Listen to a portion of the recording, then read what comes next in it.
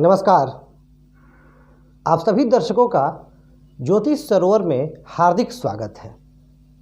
अपनी वीडियो की श्रृंखला में आज हम चर्चा करने वाले हैं कर्क राशि के वार्षिक राशिफल के बारे में। अगर हमें वर्ष प्रारंभ से ही पूर्व राशिफल मिल जाए तो हमारे लिए बड़ा आसान हो जाता है प्लानिंग करना, चीज़ों को एग्जीक्यूट करना। हमेशा की तरह हमारे आज के भी इस वीडियो में एक दर्शक के प्रश्न का उत्तर दिया जाएगा। और मैं आप लोगों से एक और बात कहना चाहता हूँ। आप लोग के जो कमेंट्स आते हैं उसे देखकर मुझे यह एहसास हुआ कि आप लोग में से बहुत लोग ज्योतिष वाकई सीखना चाहते हैं और यह वैदिक ज्योतिष के लिए बहुत ही अच्छा है। और इसलिए मैंने चैनल प्रारंभ किया है एस्ट्रोलॉजर डॉक्टर रवि राय के नाम से। इसमें मैं बिल्कुल बेसिक से ग्रहों की प्रकृति, फिर राशि नक्षत्र, जन्म कुंडली हम देखना कैसे सीखें, फलादेश करना कैसे सीखें, वक्री ग्रह क्या होते हैं, इन तमाम पहलुओं पर हम चर्चा करेंगे। और वहाँ भी हम दर्शकों के प्रश्न का उत्तर दिया करते हैं। तो आप चाहें तो वहाँ भी जुड़ सकते हैं और वहाँ भी अपना प्रश्न पूछ सकते हैं। आइए चर्चा प्रारंभ करते हैं। देखिए, यदि मैं कर्क लग्न की बात करूँ तो कर्क लग्न वालों के लिए यह वर्ष जो है कुछ मामलों में तो बहुत बेहतर सिद्ध होगा, लेकिन कुछ मामलों में उनकी परीक्षा भी होगी। पूछिए क्यों? क्योंकि वर्ष के प्रारंभ में ही कर्क राशि के जो लोग हैं, अच्छा, यह जो फलादेश है यह राशि पर आधारित है, चंद्र राशि।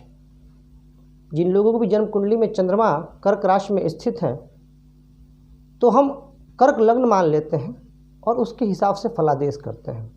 अब आपको कैसे पता चलेगा कि आपकी राशि कर्क है? तो आप अपनी जन्म कुंडली देखें और जन्म कुंडली में देखें कि चंद्रमा जहाँ स्थित है वहाँ 4 अंक लिखा हुआ है क्या।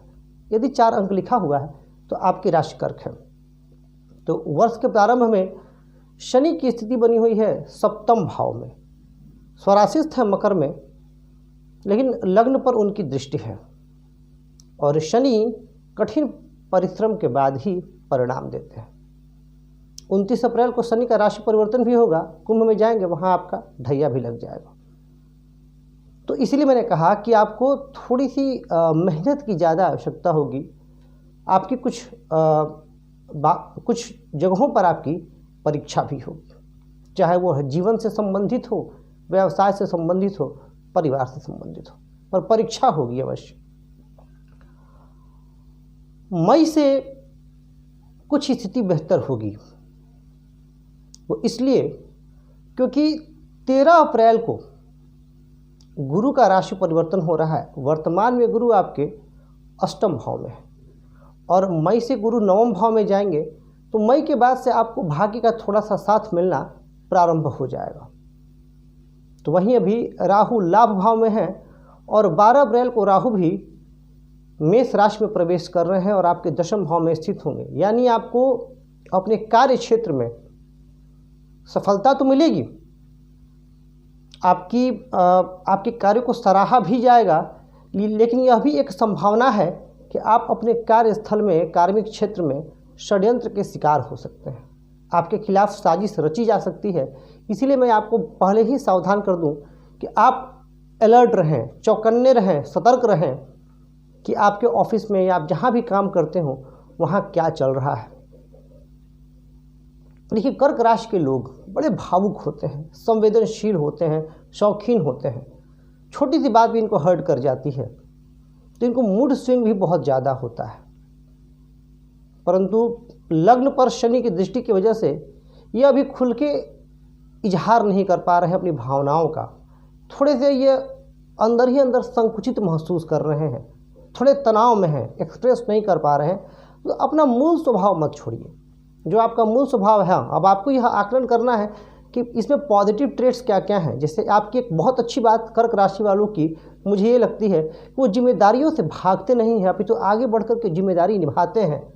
परिवार से ये दूर नहीं रह सकते और परिवार की खुशी के लिए ये अपना सर्वस्व न्यौछावर तक करने को तैयार रहते हैं। ये इनकी बहुत अच्छी बात होती है। तो इसका आपको विशेष ध्यान रखना है। यदि बात मैं व्यावसायिक वर्ग की करूँ, जो लोग बिजनेस कर रहे हैं उनकी, तो उनके लिए यह स्थिति इस वर्ष जो है बहुत ज़्यादा कुछ लाभ की संभावना नज़र नहीं आ रही है। हाँ, मध्यम फल अवश्य मिलेगा क्योंकि सप्तम भाव बिजनेस का भाव होता है और वहाँ शनिदेव विराजमान है। परंतु एक अच्छी बात यह है कि यदि आप कड़ी मेहनत करते हैं, कड़ा परिश्रम करते हैं और अपने से अधीनस्थ लोगों का ख्याल रखते हैं तो शनिदेव आपको बहुत अच्छा भी प्रदान कर सकते हैं, बहुत कुछ अच्छा दे सकते हैं। अब यदि बात करूं मैं इनके आर्थिक पक्ष की, तो देखिए इनका जो आर्थिक पक्ष है, क्योंकि कर्क राशि के लोग, मैंने आपको शुरू में ही कहा कि भावुक होते हैं, सब कुछ न्यौछावर करने पे तैयार हो जाते हैं, तो ये इनको अपना जो फाइनेंशियल कंडीशन है उसको मैनेज करना बहुत अच्छे से नहीं आता। हाँ, अब यदि आपकी लग्न कुंडली में ग्रहों की स्थिति कुछ ऐसी है तो उसकी बात अलग है, क्योंकि देखिए ये ज्योतिष शास्त्र लग्न कुंडली, ग्रह महादशा, अंतर्दशा, गोचर बहुत सारी चीज़ों से समाहित है। तो यह एक बड़ा ऑर्डिनरी प्रेडिक्शन में बोलूँगा इसको, राशिफल को। हाँ, और कुछ हद तक ये एप्लीकेबल होता है।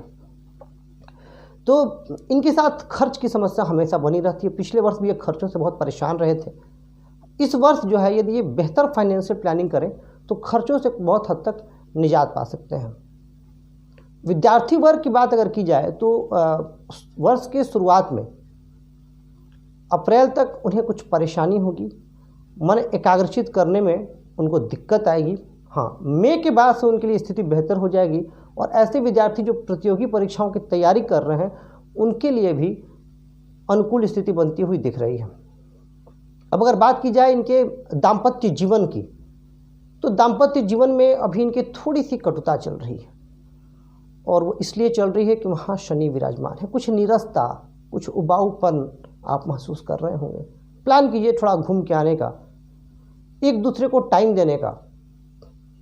आप अपने पार्टनर की भावनाओं को समझने की कोशिश कीजिए, उनके साथ थोड़ा वक्त बिताइए। धीरे धीरे आपके जो समस्याएं चल रही थी वो दूर होंगी।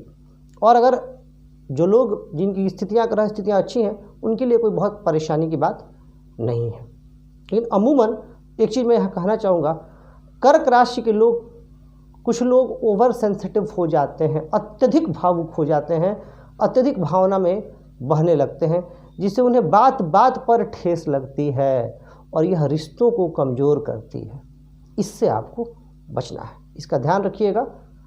भावनाओं, ओवर सेंसिटिव होना, भावना अगर आपकी है तो आपके पार्टनर की भी है। ओवर सेंसिटिव होना कई मामलों में अच्छा नहीं होता है, तो इस बात का आपको ध्यान रखना है।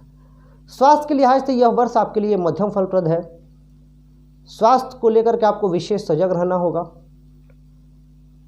आपको पेट से संबंधित परेशानियां आ सकती हैं, कुछ लोगों को गैस से संबंधित शिकायत भी हो सकती है।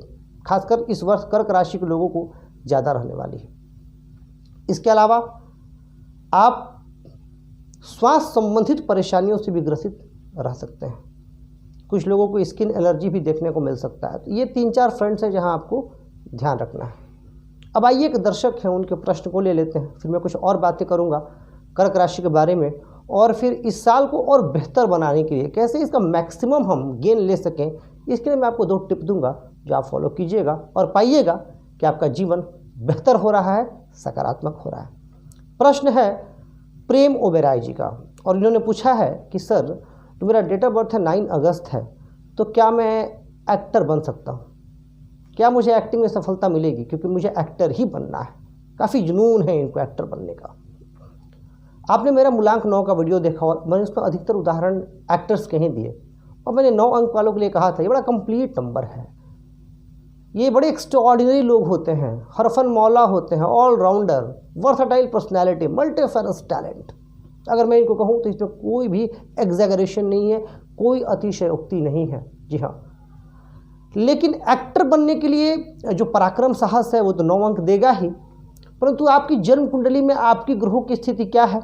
बुध और शुक्र और चंद्रमा, ये 3 ग्रह एक्टिंग में ले जाने में प्रबल भूमिका निभाते हैं। तो इन ग्रहों की क्या स्थिति है? खासकर यदि शुक्र का संबंध पंचम से हो, दशम से हो, लाभ से हो, नवम से हो, इसके अलावा बुध भी इन्हीं शुक्र के साथ हो, तो व्यक्ति के अभिनय में सफल होने की संभावना बहुत हद तक बढ़ जाती है। तो प्रेम जी, आप अपना जन्म कुंडली देखें और देखिए कि क्या ये ग्रह स्थितियाँ हैं।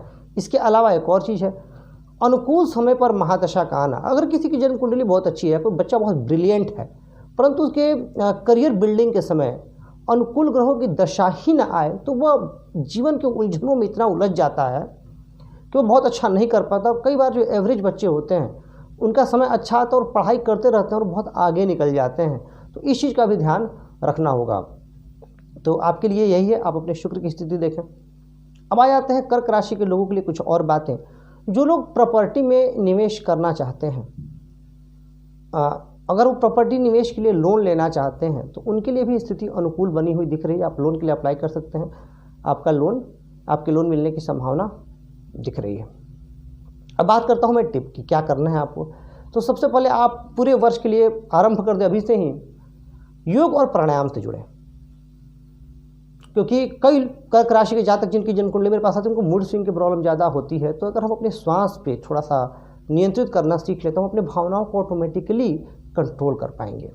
तो आप ये काम करें, ये आपके लिए बहुत ज़रूरी है। दूसरा, भगवान शिव की पूजा करें और नियमित रूप से महीने में एक बार अगर हो सके संभव तो रुद्राभिषेक करें।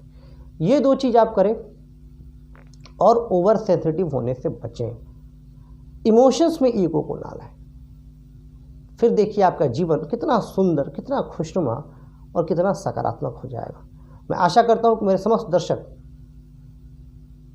जो ये वीडियो देख रहे हैं और जो नहीं भी देख रहे हैं, उन सभी के लिए यह वर्ष 2022 बहुत अच्छा गुजरे। वो स्वस्थ हों, प्रतिष्ठित हों, सम्मानित हो, सुखी हों और लक्ष्मी की कृपा उन पर बनी रहे। आज के लिए बस इतना ही। धन्यवाद।